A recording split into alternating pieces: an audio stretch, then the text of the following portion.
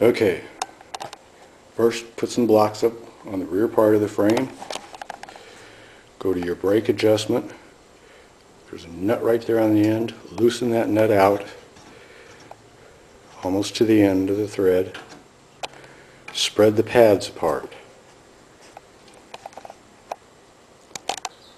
Drop your axle down into it, into the brake shoe itself with the drum in there, and then you're going to slide the drum and the bearing with the flangets on the outside of the frame over.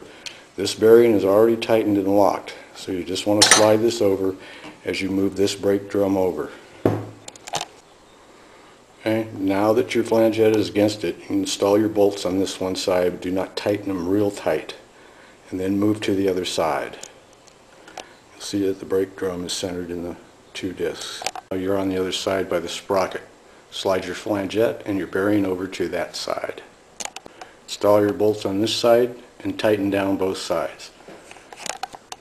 Once you're tightened on the bolts, move over to your brake pad. Move this bolt all the way in until you're just barely touching. There's a little black knob there. Okay? Just want to be barely touching that. And make sure that your disc free spins. If it doesn't free spin, loosen it up a little bit. Slide the brake disc so you're smooth inside there. Okay.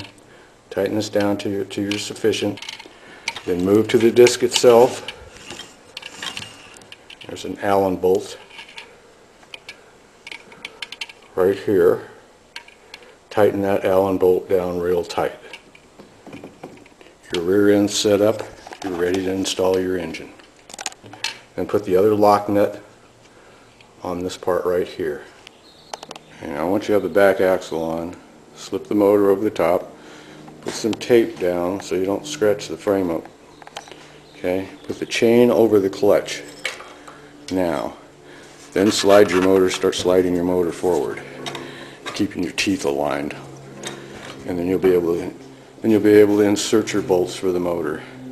Push the motor far forward as it'll go. Tighten it down. Don't have too much slack in the chain. And you should be here by now, getting ready to put your bar stool on. Check your chain tension. Don't give it too much. A little bit of slack in it. You don't want it too tight because it'll wear the clutch up. Okay? Push it as far forward as you can. Get it centered to the best you can. Tighten your motor down. Assemble your bar stool. And make sure that it's put all the way down in to the slots right here. Push it down on both ends. Put your bolts through and tighten them down. Make sure when you assemble your bar stool that you have the holes to the front. Okay, there's one hole there, there's one hole there, but you're going to use the middle holes, and you'll see when you line up your steering support that they'll go together. Install your front tires. Insert in the two bolts, one here and one here. They're marked right and left. Okay. The angle should be down. Your tie rods are coming underneath the frame. Tighten the bottom bolt snug, but not that you have any binding in your wheel. Install the bar stool support. Okay. Should slide in pretty easy. Put a little bit of grease on the very bottom down here, and it should be flush with the bottom. And you'll be able to adjust that once you put the bolts in on the support. Next, install your support brackets here for your bar stool. There is an arrow pointing down with a right on it. That's the way it should go. It's also the same way on the left side with the arrows pointing down. Okay. Install your nuts and tighten them down real good. This is your support for your bar stool. This stops the steering arm from wiggling back and forth and gives you the best angle. It also helps you when you're using your foot pegs. If you stand on the front of them, you can do donuts really perfect. So, tighten those down. Once you've installed the bar stool support, and the drive shaft, the steering shaft is coming up from the bottom.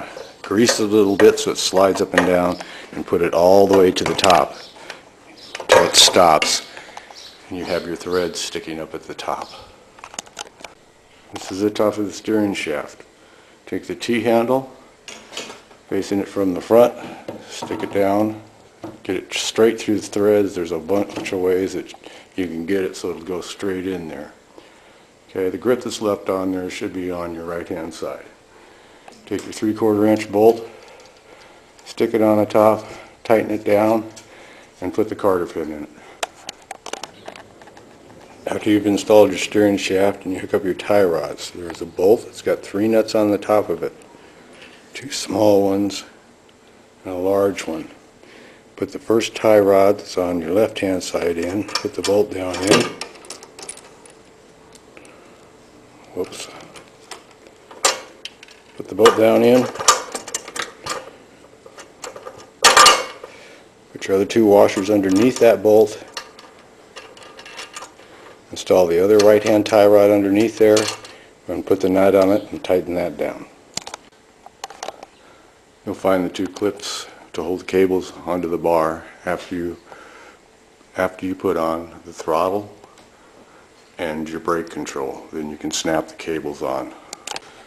Okay, you should have everything assembled by now. First thing you do is turn on the gas right here, push it all the way to the back. You might need to choke it if it doesn't start the first time.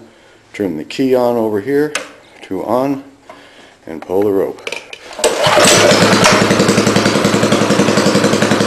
All ready to go.